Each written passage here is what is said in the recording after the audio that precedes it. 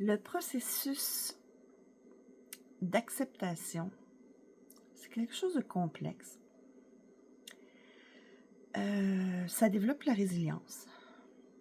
Puis, ça peut être très difficile pour certaines personnes et on peut s'enliser dans certaines étapes du processus de deuil. Parce que l'acceptation, c'est une forme de deuil.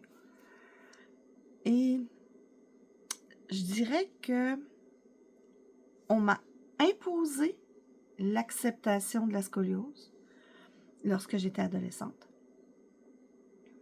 Mais ça a été beaucoup plus long accepter la fibromyalgie. Parce que la scoliose, oui, on me l'a imposé, j'avais 14 ans, après 1 an et tous mes 13 ans, non, la fin de mes 13 ans et tous mes 14 ans. Rectification. À faire les hôpitaux.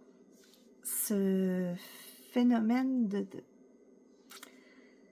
de toujours avoir plein de tests, toujours habille-toi, déshabille-toi, passe dans cette machine, on te plante des trucs sur la tête, des prises de sang, on t'enferme dans une petite cabane, il faut que tu souffles dans un tube, les rayons X, les scans,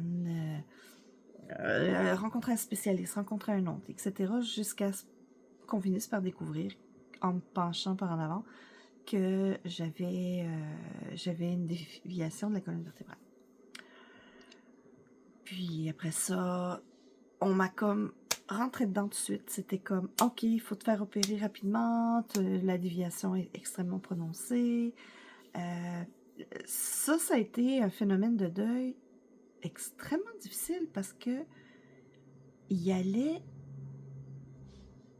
à la fin de mes 14 ans, on m'apprenait que jamais je serais l'acrobate que je voulais être.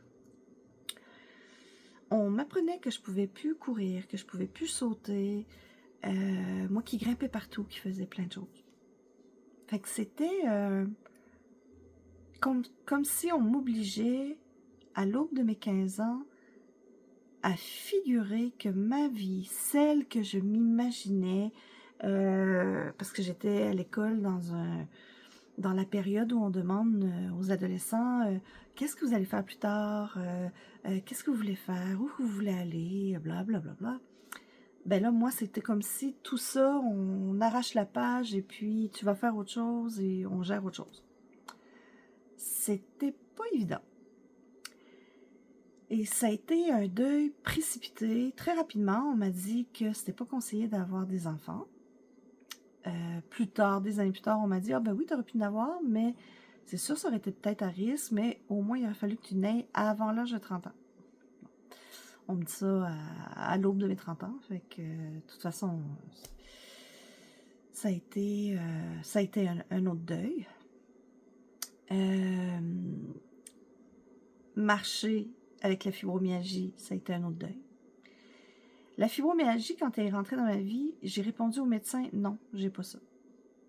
Parce que non, je voulais pas cette maladie-là. Comme si j'avais le choix, là, mais j'étais là, non.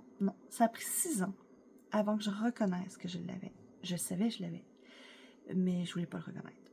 Je faisais du déni à plein régime. Parce que reconnaître que j'avais la fibromyalgie, c'était reconnaître que la douleur que j'éprouvais, dans le fond, c'est neurologique. C'est une douleur qui est envoyée par le cerveau, mais qui n'a même pas lieu d'être. Puis je trouvais ça ridicule comme maladie. Je voyais 2 de mes tantes en souffrir, puis je me disais, moi j'ai pas envie d'avoir de la difficulté à marcher, puis quand je fais, tu sais, comme ça, là, puis je m'aurais dit, parce que la douleur est trop forte, j'avais pas envie de ça, puis j'étais au début de la fibromyalgie, là. On me l'a diagnostiqué, moi, tout de suite. Ben, tout de suite, c'est pas vrai. Je suis tombée en 2013.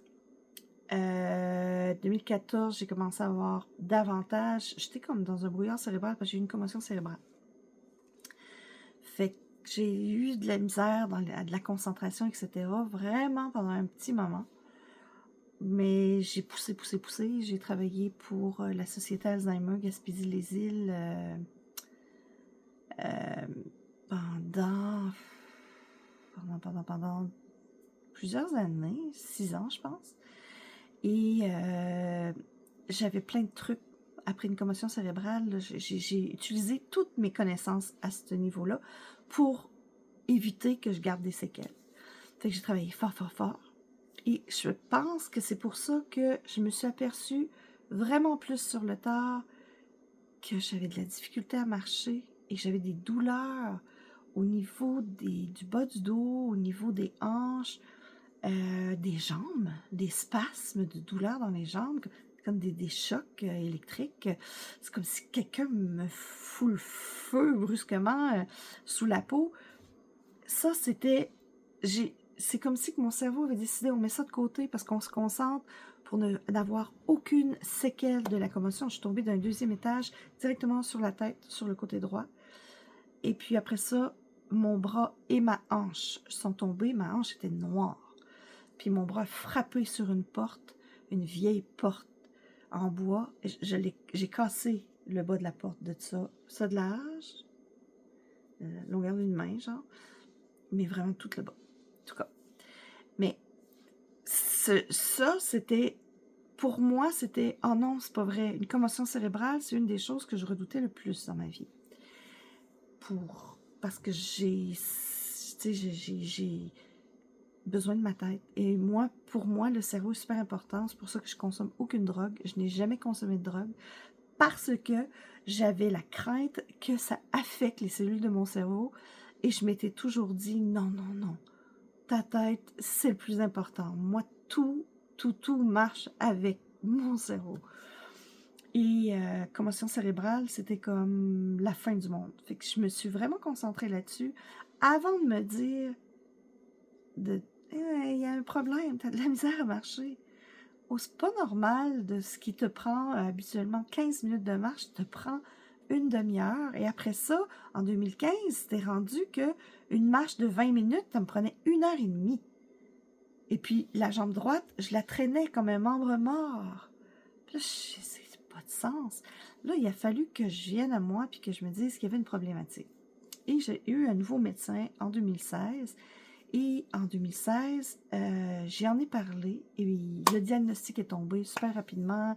Lui, tout de suite, il l'a vu. Puis quand il m'a dit fibromyalgie, je fais non. Par contre, j'ai demandé un billet médical parce que là, j'étais là, mais je peux plus faire mon métier. J'étais guide touristique à cette époque-là. Moi, je suis secrétaire de formation. Je suis auteure depuis plusieurs années, mais dans ma vie de tous les jours, j'ai été obligée, après une coupure de poste, de trouver autre chose. Puis ce que j'ai trouvé le plus rapidement, c'était guide touristique. Fait que je travaillais saisonnière que l'été. Et l'hiver, ben là, je travaillais sur des contrats comme secrétaire. Mais là, je ne pouvais plus faire mon emploi principal.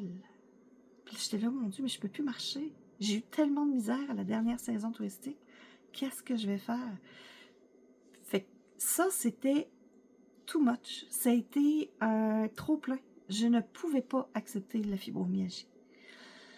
Ne pas marcher, on me l'avait déjà annoncé quand j'avais 19 ans, qu'à 25 ans, je serais en chaise roulante, due à ma scoliose, l'opération de la hanche, l'autogreffe qui finalement était inutile, blablabla. Puis à la 2e opération, ben, tu sais, lui, il m'a dit non, tu peux continuer à marcher, mais c'est sûr que tu as beaucoup d'arthrose qui s'est ramassée partout sur ton corps, tu sais, sur le long de ta colonne. Là, j'en ai eu dans les épaules, la nuque, les hanches, j'ai des bursites aux hanches à répétition. Alors, fibromyalgie, c'était un trop-plein. C'est une trop grosse maladie à mes yeux. Alors, ça a pris 6 ans presque 6 ans, avant que j'accepte que oui, j'avais la fibromyalgie. Et en me renseignant sur la fibromyalgie, en voyant les pistes de solutions, puis en voyant ce que je pouvais faire, et en essayant plein de trucs. Moi, mon corps, c'est un cobaye. Moi, je me dis, je teste sur moi-même avant de dire aux gens, « Hey, ça marche! » Oh non, je le teste et profondément et intensément.